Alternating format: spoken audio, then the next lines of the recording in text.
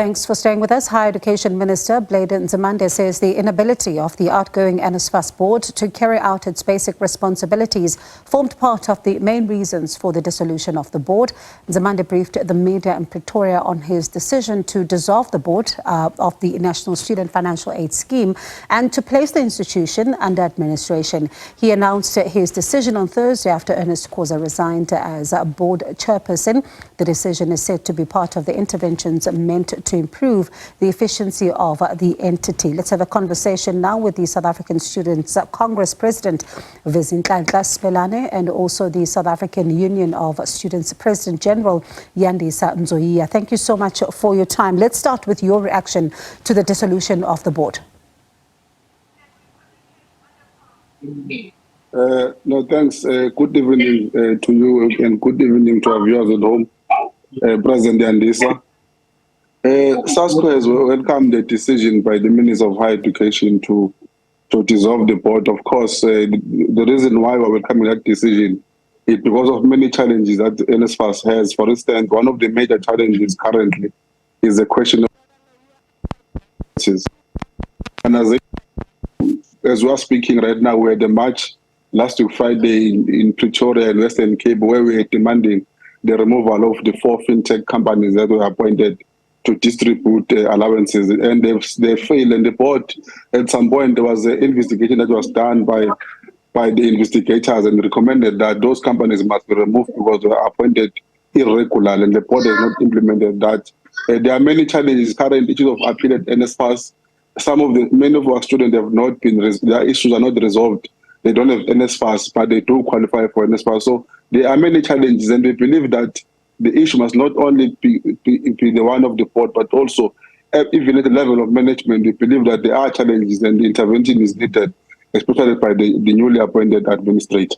Then given some of these, challenges, the minister also outlining earlier on the administrative issues that he's also raised, and listening to some of what you're saying, then do you think that the issue of possible accountability, for example, should have been left to the administrator, as the minister says that he doesn't want to have a punitive approach, but if there are any issues of accountability, he leaves that to the administrator, or should have they acted a lot more sooner?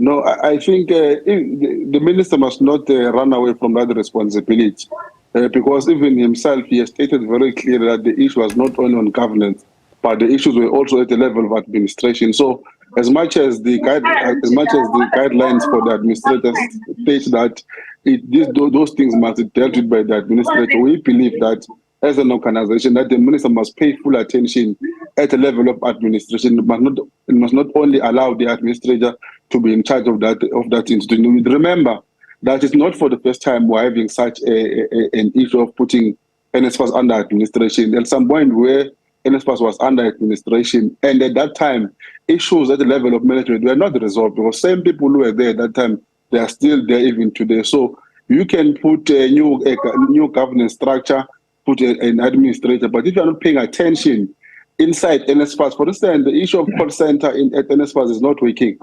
So who must be able to be blamed for that? Management must take accountability, and the minister must not only allow an administrator to look into that, even himself must play a very crucial role in that regard.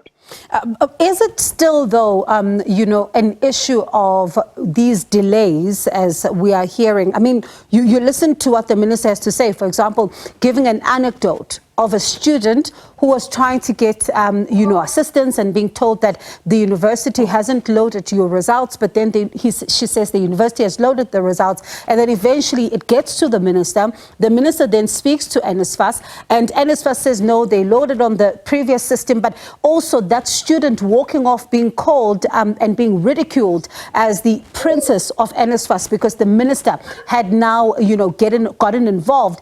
Does it also not speak to some of the attitudes that are within the NSFAS itself that also need to be dealt with? No, we are correct. What you are raising is correct. We as an organization, we have stated very clear a long time ago that the issues of delaying in allowances, of course, NSFAS, in our view, we believe that NSFAS must do more work because it's them who are responsible to pay for allowances to a student, but also at some point you will have some challenges, especially from university side, when it comes to data, sending data to NSFAS and all of those things. But what we have advised NSFAS is that they must decentralize their system.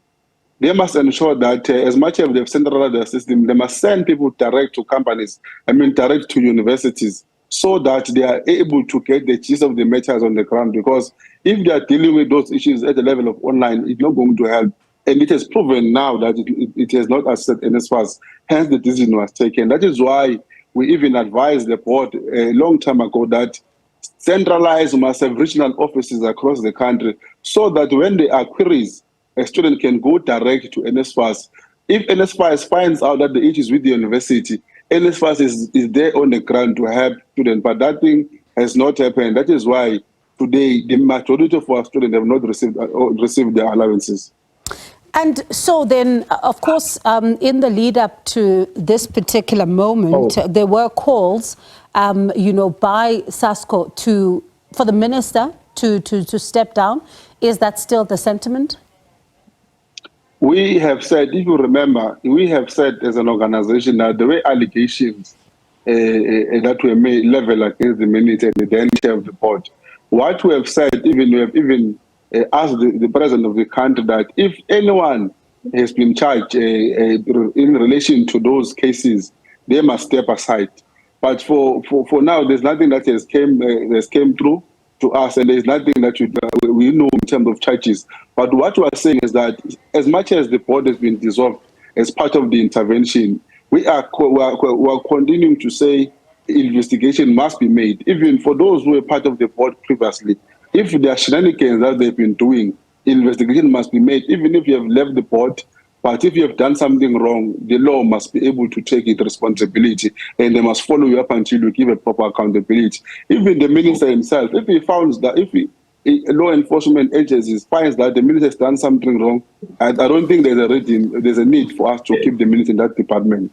Vezinhlanhla, please stay on the line for us. I do understand that Yandisa has now joined us for this conversation. That's Yandisa Nzoia, who is with the South African Union of Students, and he's the president there. Yandisa, thank you so much for your time. Firstly, your reaction to this latest development and what the minister had to say as the reasons for dissolving the NSFAS board. Thank you very much.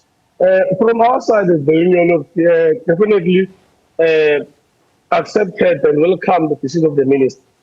We strongly believe that the board has been delaying in taking decisions. For example, there are decisions such as the report, the government's report, the board deliberately delayed in applying the decision.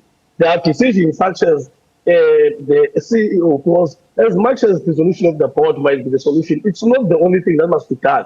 If you look at the senior management, the institution is led by an acting CFO who is supposed to be charged according to the report. So at a managerial level, there is no CIO. That's why you're going to see all these problems. So more than just dissolving the board, there needs to be more interventions made in making sure that solutions are brought about. So in us welcoming this decision, we are confident that if the administrator is given clear outline and clear direction on how to resolve these matters, and with all the necessary support from different organizations, political organizations and unions, the administrator should be able to resolve these problems that NSFAS is facing. So we strongly believe that the decision to dissolve the board was the correct decision. Yandisa, what about also the action that also needs to be taken, against some of these institutions who are submitting some of the data late?